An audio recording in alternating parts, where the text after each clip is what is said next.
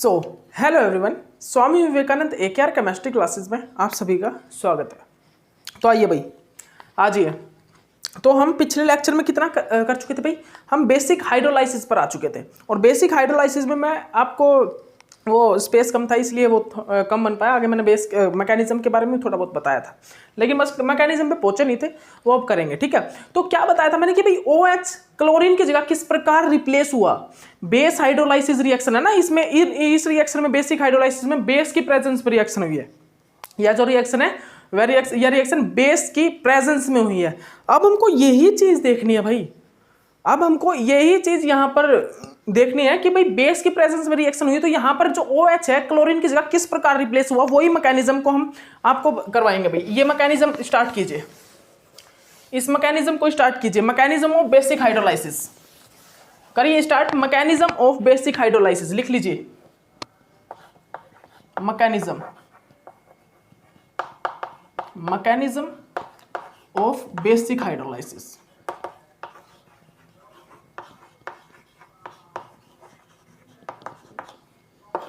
अब हम जो है मैकेनिज्म करेंगे भाई बेसिक हाइड्रोलाइसिस का। मैं आपको एसिडिक हाइड्रोलाइसिस के लिए दोनों सीसोल ट्रांस के रिएक्शन करवा चुका हूं। ठीक है, तो मैकेनिज्म कीजिए भाई। हमारी रिएक्शन क्या थी आपको पता है ना सभी को। हमारी रिएक्शन क्या थी भाई, CO NH3 5Cl 2 positive react with base की प्रेजेंस में रिएक्शन हुई ना। ठीक है, और क्या बना था, CO NH3 5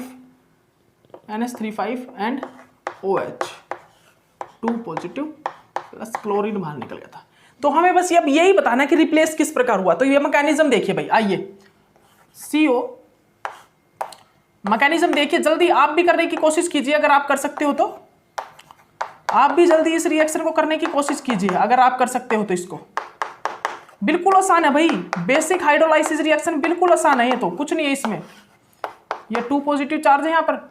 अब यहाँ पर एक चीज देखिए, ये किससे रिएक्शन करवाई गई है भाई, ये रिएक्शन किस चीज से करवाई गई है, बेस की प्रेजेंस में ना। तो यहाँ पर बेस क्या करेगा, अब बेस कुछ ना कुछ वो या तो अटैक करेगा कहीं एसिड साइट पर, कहीं एम्प्टी साइट पर जाके वो न्यूक्लियोफिलिक अटैक करेगा, या फिर अगर एम्प्टी साइट नहीं है तो वो देखेगा कि हमारे पास मतलब कोई प्रोटॉन है क्या, एसिडिक प्रोटॉन तो भी प्रेजेंट है।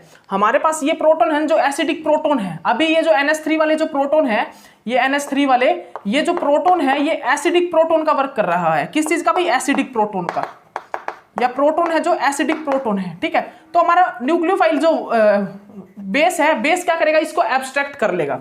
बेस क्या करेगा भाई, इस प्रोटॉन को क्या करेगा अभी, बेस एब्स्ट्रैक्ट कर लेगा। प्रोटॉन एब्स्ट्रैक्ट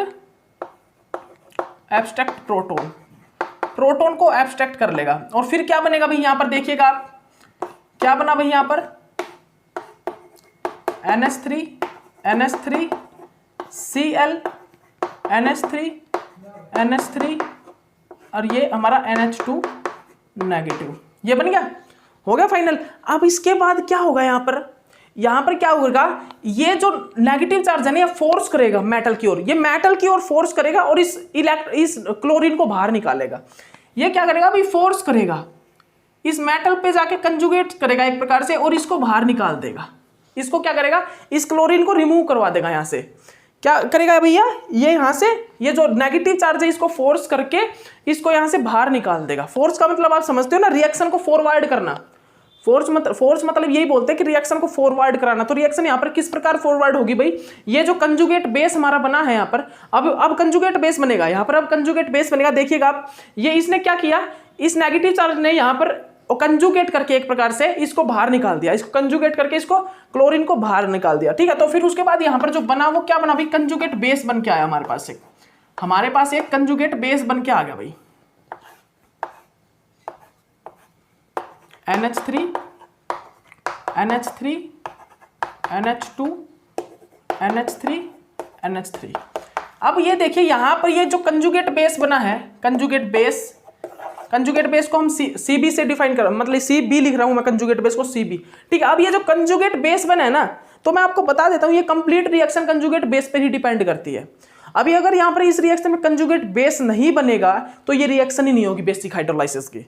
ये जो बेसिक हाइड्रोलाइसिस की रिएक्शन है ये बनेगी, मतलब होएगी नहीं, अगर होएगी नहीं कंजुगेट बेस नहीं बनेगा तो। अब देखिए स्टार्टिंग में मेरा क्या हुआ है, स्टार्टिंग में मेरा वाटर निकला है ना, स्टार्टिंग में मेरा क्या निकला भाई, यहाँ से मेरा वाटर निकला है। किस प्रकार, इस O ने इसको एब्स्ट्रैक्ट करके वाटर बाहर निकला है। तो भाई यहाँ से मतलब कि यहाँ से एक प्रोटॉन एब्स्ट्रैक्ट हुआ है ना कॉम्प्लेक्स में से। तो आपने सुना हो कि अगर मेरा कॉम्प्लेक्स में से रिएक्टेंट में से अगर एक भी हाइड्रोजन निकलता है तो लास्ट में आके क्या होता है, वो हाइड्रोजन वापस उस रिएक्टेंट को मिलता है, मतलब कि उस कॉम्प्लेक्स को वापस वो हाइड्रोजन मिल जाता है। तो क्या होगा यहाँ पर बताइएगा, यहाँ पर इस कंजुगेट बेस की जो रिएक्शन है ना वाटर से होगी। इस कंजुगेट बेस की जो रिएक्शन है वाटर से होगी। किस प्रकार, ये वाटर अटैक करेगा इस साइट पर, ये यहाँ पर क्या है भाई, ये यहाँ पर एम्प्टी साइट है, ये वाटर क्या करेगा उस एम्प्टी साइट पर अटैक करेगा, ठीक है। और क्या बनेगा यहाँ पर क्या बनेगा भाई बताइए आप, यहाँ पर हमारा क्या बन जाएगा, ये हमारा कंप्लीट, ये नेगेटिव चार्ज और ये हमारा OH पॉजिटिव, ठीक है, NH3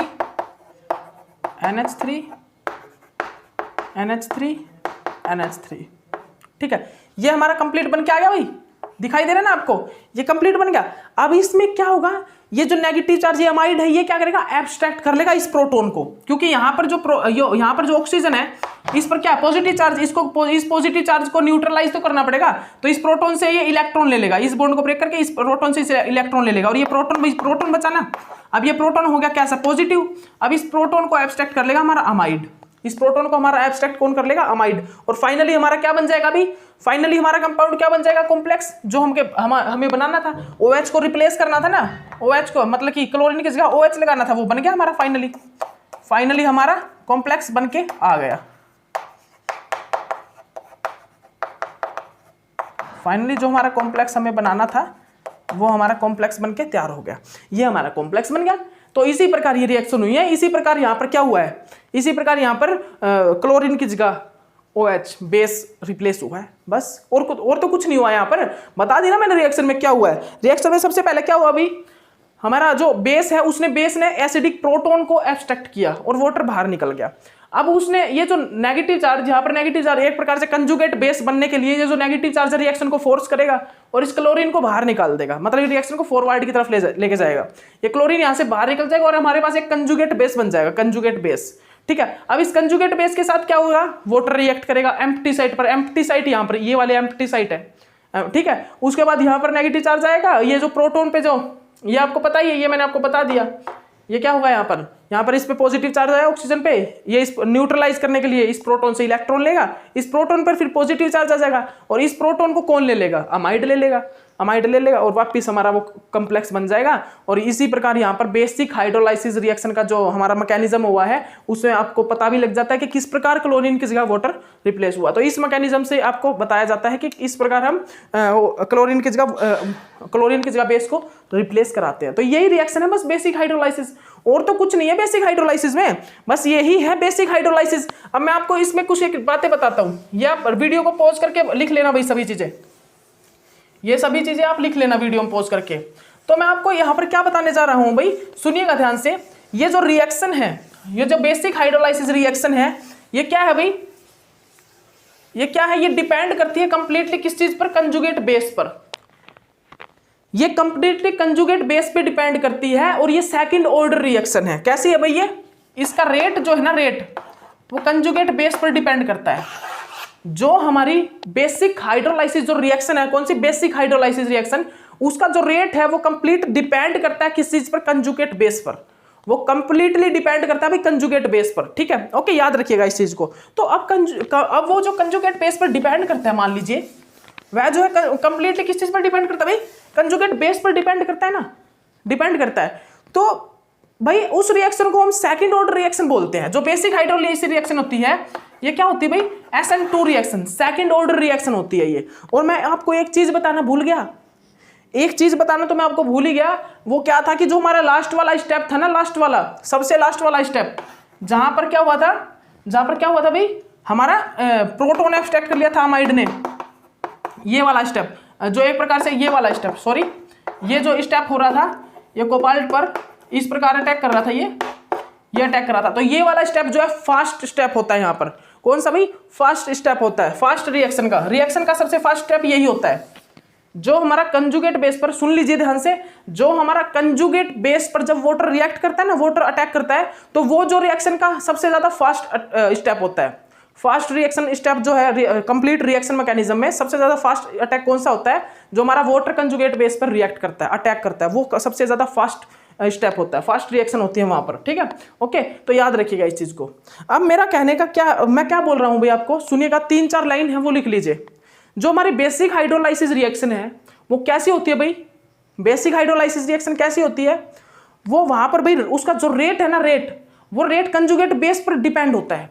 रेट क्या? कंजुगेट बेस पर डिपेंड करता है। और दूसरा पॉइंट लिख लीजिए, वो जो रिएक्शन है वो सेकंड ऑर्डर रिएक्शन होती है।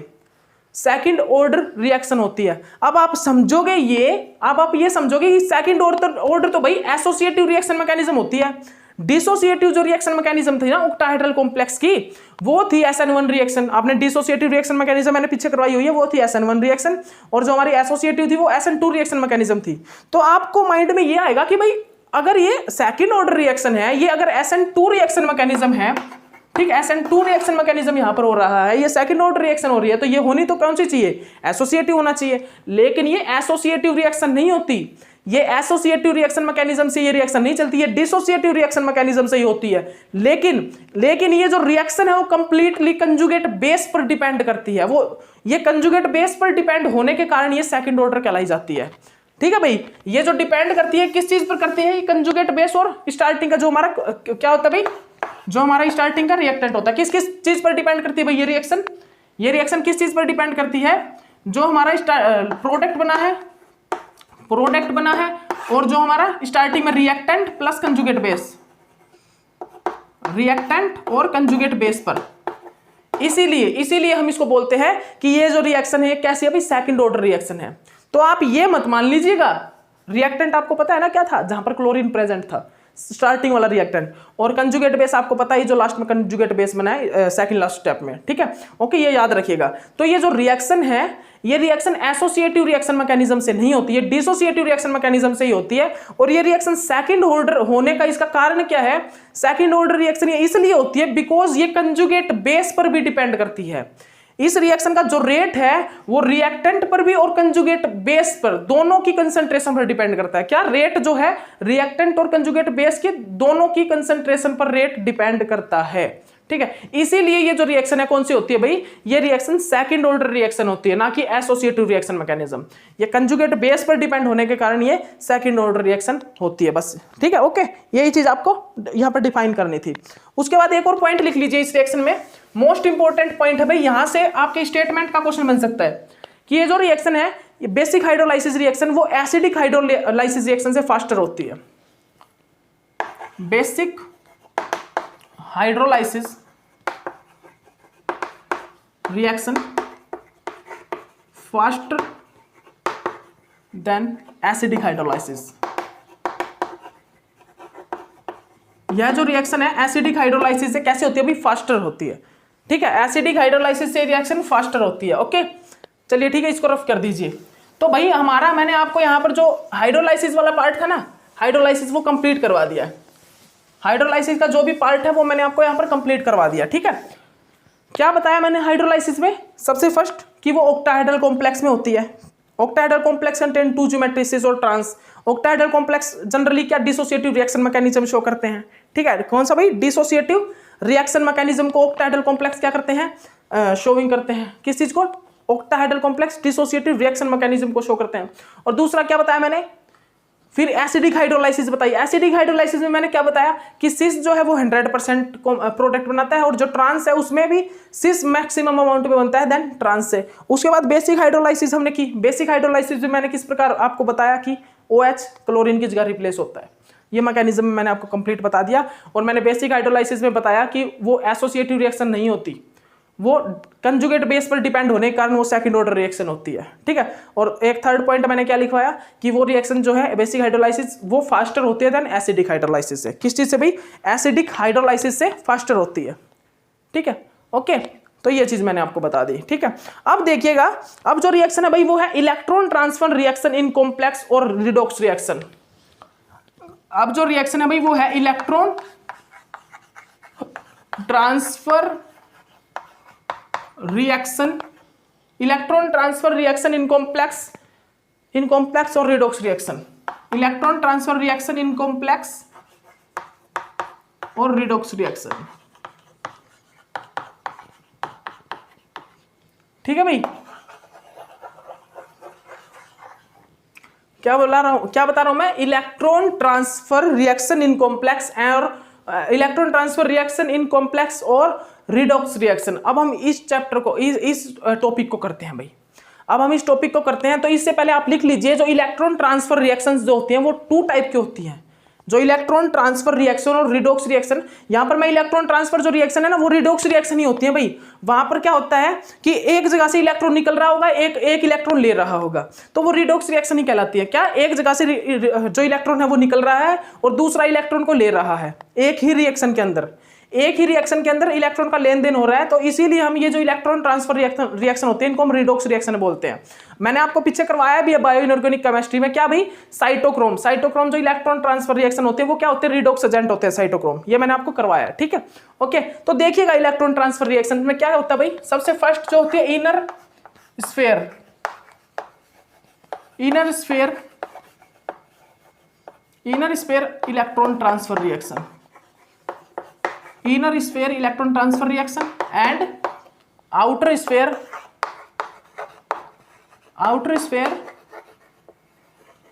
electron transfer reaction।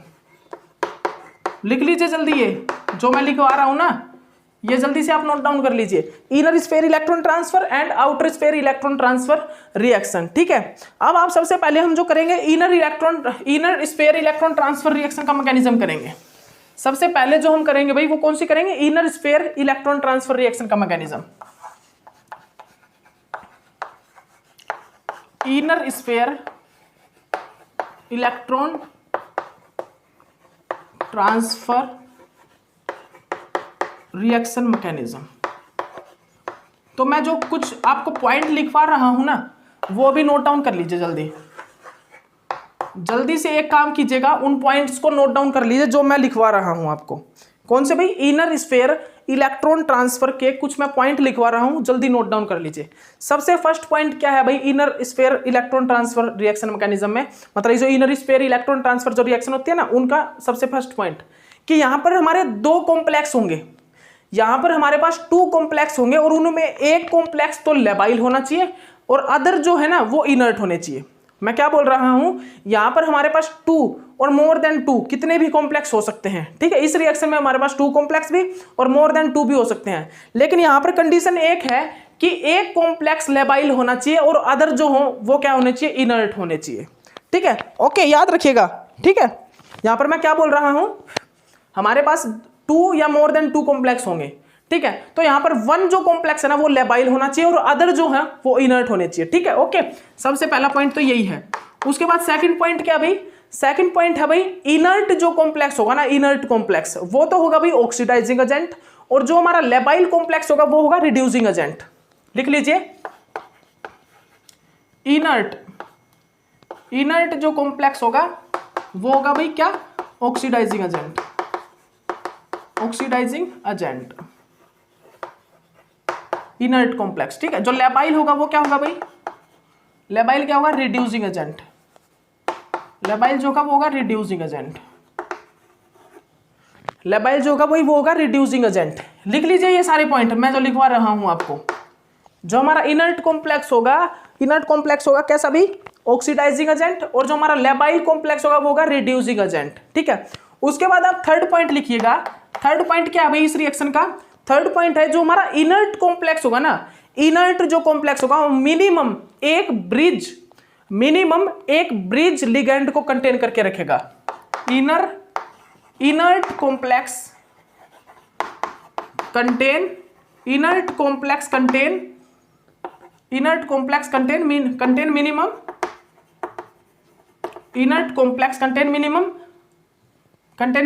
1 bridge ligand,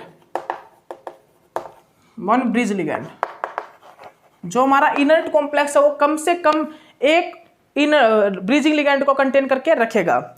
और यहाँ पर जो इलेक्ट्रॉन ट्रांसफर होगा वो सिग्मा स्टार ईजी से सिग्मा स्टार ईजी में होगा। यहाँ पर जो इलेक्ट्रॉन ट्रांसफर होगा, electron transfer from sigma star eg to sigma star eg में होगा।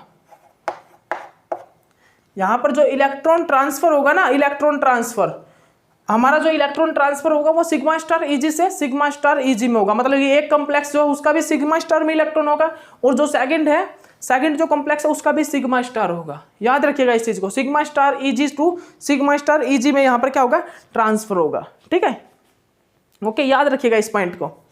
क्या बोल रहा हूं मैं, एक मिनट रुकिएगा। यहां पर आप पॉइंट में सिग्मा लिखिए, क्योंकि सिग्मा जो इलेक्ट्रॉन ट्रांसफर करेगा ना वो तो सिग्मा ईजी होगा उसका तो। और सिग्मा क्योंकि इलेक्ट्रॉन आपको भी पता है भाई बॉन्डिंग से एंटी बॉन्डिंग में होगा ना, कि एंटी बॉन्डिंग से एंटी बॉन्डिंग में होगा। सिग्मा ईजी से सिग्मा स्टार ईजी में इलेक्ट्रॉन ट्रांसफर होगा। याद रखिएगा इस चीज को। ओके, अब भाई जो इलेक्ट्रॉन ट्रांसफर करेगा ना वो तो उसके कौन से ऑर्बिटल में इलेक्ट्रॉन होगा, सिग्मा ईजी में। और जो इलेक्ट्रॉन ट्रांसफर होगा जिसके पास वो सिग्मा स्टार ईजी होगा। याद रखिएगा, ठीक है, उसके एंटी बॉन्डिंग में होगा इलेक्ट्रॉन ट्रांसफर। किसमें भाई, एंटी बॉन्डिंग में। ओके, यहां पर जो इलेक्ट्रॉन ट्रांसफर होता है, और नहीं आपका ये होमवर्क है, आप inner sphere electron transfer reaction में ये चीज चेक करना कि यहां पर जो इलेक्ट्रॉन ट्रांसफर होता है वो सिग्मा स्टार ईजी से सिग्मा स्टार ईजी में होता है या सिग्मा ईजी से सिग्मा स्टार ईजी में होता है। मैंने तो बता दिया भाई अपना, यहां पर सिग्मा बॉन्डिंग से एंटी बॉन्डिंग में इलेक्ट्रॉन ट्रांसफर होता है ना, एंटी बॉन्डिंग से एंटी बॉन्डिंग में। ओके, आप भी चेक करना इस चीज को, आपका होमवर्क है। तो यहां पर मैंने क्या क्या पॉइंट लिखवाए। सबसे फर्स्ट जो मेरा पॉइंट है वो है कि हमारे पास 2 या मोर देन 2 कॉम्प्लेक्स हो गए, उनमें एक लेबाइल होना चाहिए और अदर बेशक से सभी इनर्ट हो। ठीक है, एक लेबाइल होना ज्यादा जरूरी है। और जो इनर्ट होगा वो क्या होगा, ऑक्सीडाइजिंग एजेंट, और जो लेबाइल होगा वो होगा रिड्यूसिंग एजेंट। इनर्ट जो होगा वो ऑक्सीडाइजिंग एजेंट और जो लेबाइल होगा वो रिड्यूसिंग एजेंट होगा। ओके, और जो हमारा इनर्ट कॉम्प्लेक्स होगा ना, जो हमारा क्या बोल रहा हूं सुनिएगा, जो इनर्ट कॉम्प्लेक्स है उसके पास कम से कम लिस्ट मिनिमम एक ब्रीजिंग लिगेंड हो, 1 ब्रीजिंग लिगेंड उसके पास होना बहुत ज्यादा जरूरी है। और यहां पर जो इलेक्ट्रॉन ट्रांसफर होगा वो sigma eg to sigma star eg में होगा। यहां पर जो इलेक्ट्रॉन का ट्रांसफर होगा वो sigma eg to sigma star eg में होगा, बॉन्डिंग टू एंटी बॉन्डिंग। ठीक है, आप इस चीज को देख लेना, सिग्मा स्टार ईजी से सिग्मा स्टार ईजी में होता है क्या यहाँ पे ट्रांसफर। आप इस चीज को चेक करना, बुक्स में चेक करना, ठीक है, या गूगल पे सर्च करना एक बार, आपका ये होमवर्क है। ठीक है भाई, ओके। अब देखिएगा हम यहाँ पर वो करेंगे, एक रिएक्शन करेंगे इनर स्फीयर इलेक्ट्रॉन ट्रांसफर की। ठीक है, यहाँ पर बस टाइम होने वाला हमारा 7 मिनट है हमारे पास। ठीक है, देखिएगा यहाँ पर किस टाइप की रिएक्शन होगी ये मैं आपको दिखा देता हूँ। ठीक है, एग्जाम्पल लिख लीजिए यहाँ पर CO, जो यहाँ पर हम कौन सी कर रहे हैं भाई, इनर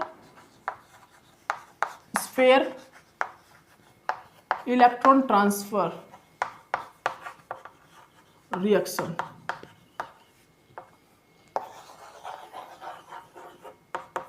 ठीक है, क्या होगा भाई यहां पर CO NH3 5Cl 2 positive and react with chromium H2O6 2 positive, chromium H2O6 2 positive in the presence of 5H2O। ये सॉल्वेंट है भाई हमारा, 5 मॉलिक्यूल वाटर के हमारे पास क्या है, सॉल्वेंट है ये। अब इस रिएक्शन में क्या होता है, इनर स्फीयर इलेक्ट्रॉन ट्रांसफर जो रिएक्शन होगी ना, इनर स्फीयर इलेक्ट्रॉन ट्रांसफर जो रिएक्शन होगी उसमें क्या होगा उसमें इसका जो इलेक्ट्रॉन है ना, ये कितना है भाई, इसमें क्रोमियम पर क्या है चार्ज, 2 पॉजिटिव। यहां पर जो कोबाल्ट पे चार्ज है वो कितना है, 3 पॉजिटिव। यहां पर इलेक्ट्रॉन का ट्रांसफर होता है एक metal complex to another metal complex में। आपने भाई कौन सी रिएक्शन है ये, जल्दी बताइए, ये कौन सी रिएक्शन है, ये रिएक्शन कौन सी है भाई, जल्दी बताइए। मैंने आपको बताया था, याद कीजिए जल्दी, मैंने आपको बताया था भाई, मैंने आपको बताया था ना, इनर वैलेंस इंटरवैलेंस रिएक्शन नहीं बताई थी क्या मैंने, इंट्रा लिगैंड रिएक्शन, इंटरवैलेंस रिएक्शन उसका ही पार्ट है ये, इंटरवैलेंस रिएक्शन का पार्ट है ये, इंटरवैलेंस रिएक्शन का। कि वहां पर मैं क्या बोल रहा था, 2 डिफरेंट कॉम्प्लेक्स है हमारे पास, कॉम्प्लेक्स है, और उनके बीच क्या हो रहा था वहां पर, एक मिनट रुकिए, वहां पर एक सिंगल कॉम्प्लेक्स था भाई। वहां पर क्या था, पोटासियम फेरोसाइनाइड था इंटरवैलेंस में, वहां पर हमारे पास पोटासियम फेरोसाइनाइड था, उसके अंदर क्या हो रहा था, इलेक्ट्रॉन का ट्रांसफर हो रहा था सेम कॉम्प्लेक्स के अंदर। किसमें भाई, सेम कॉम्प्लेक्स के अंदर क्या हो रहा था, इलेक्ट्रॉन का ट्रांसफर हो रहा था। और मैंने एक और रिएक्शन आपको करवाई थी, वो पीछे जाके आप चेक करिए, आप पीछे जाके चेक करिए जल्दी जाके, कि डिफरेंट कॉम्प्लेक्स के अंदर, दो डिफरेंट कॉम्प्लेक्स के अंदर क्या हो रहा था, इलेक्ट्रॉन का ट्रांसफर हो रहा था। इलेक्ट्रॉन का क्या हो रहा था, इलेक्ट्रॉन का ट्रांसफर हो रहा था, एक से मतलब कि दूसरे में, दूसरे से मतलब कि पहले में, ठीक है, इलेक्ट्रॉन ट्रांसफर हो रहा था। वो रिएक्शन और आप चेक कीजिएगा, उस रिएक्शन को और आप चेक कीजिएगा, ठीक है। तो भाई यहाँ पर ये रिएक्शन देखिए आप, इस रिएक्शन में क्या हो रहा है, जो हमारी inner sphere electron transfer reaction mechanism, इसमें क्या हो रहा है भाई, यहाँ पर देखिए इसके पास कितना इलेक्ट्रॉन है, इसके पास कितना, इसके पास 2 ऑक्सीडेशन स्टेट है ना, ये इस प्रकार से रिप्लेस हो जाती है। कोबाल्ट, ये कोबाल्ट को इलेक्ट्रॉन ट्रांसफर कर देता है।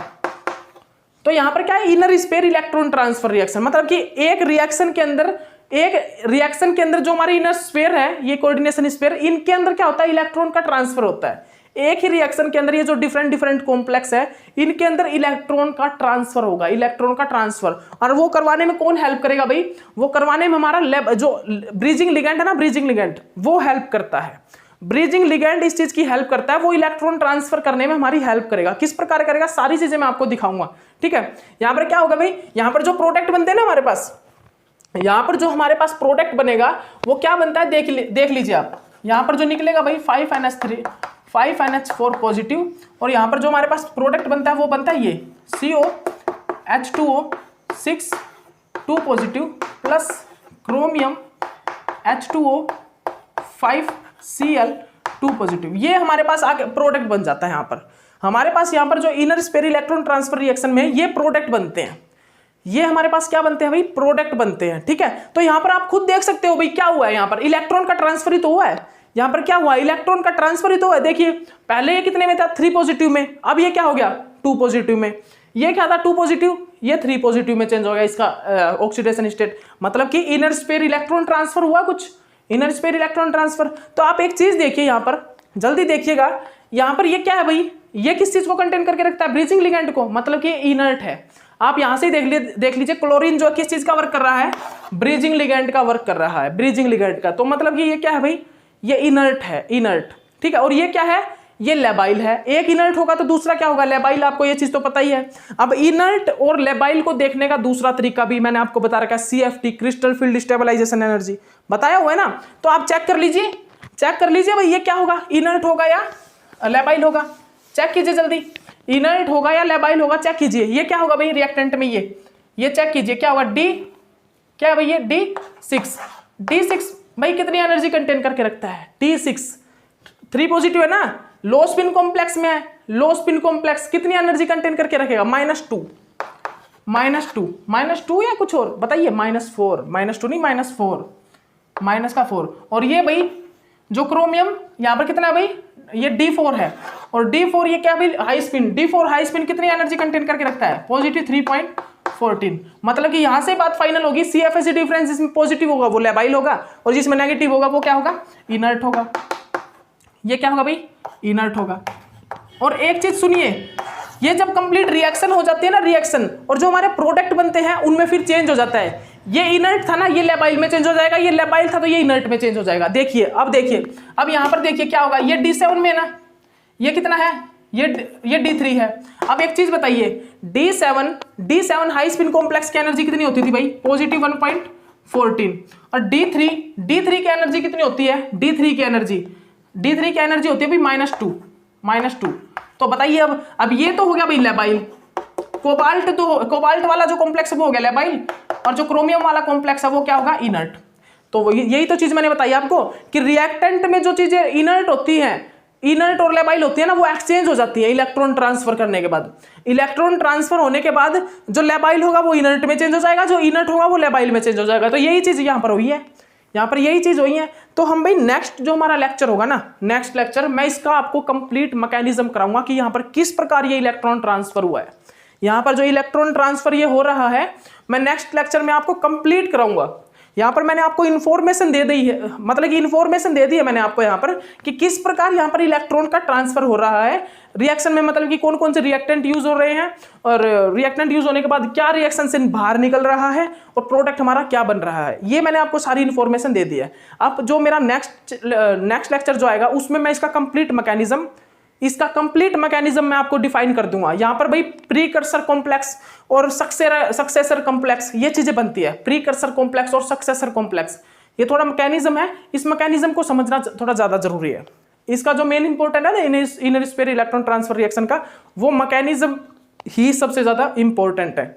तो अब जो आपको समझना है भाई वो कुछ नहीं, वो ज्यादा कुछ नहीं है, आपको सिर्फ मैकेनिज्म को समझना है। अब हम नेक्स्ट लेक्चर में इस रिएक्शन का मैकेनिज्म करेंगे और आउटर स्फीयर जो रिएक्शन मैकेनिज्म है वो करेंगे, और इसका भी इनर स्फीयर रिएक्शन मैकेनिज्म का वो दो पार्ट रहेंगे, एडजेसेंट और रिमोट अटैक, एडजेसेंट अटैक और रिमोट अटैक, वो करके फिर आउटर स्फीयर रिएक्शन मैकेनिज्म आएगा। ठीक है, तो चलिए इस लेक्चर के लिए इतना ही काफी है, नेक्स्ट लेक्चर में आपको मिलते हैं। Okay bye.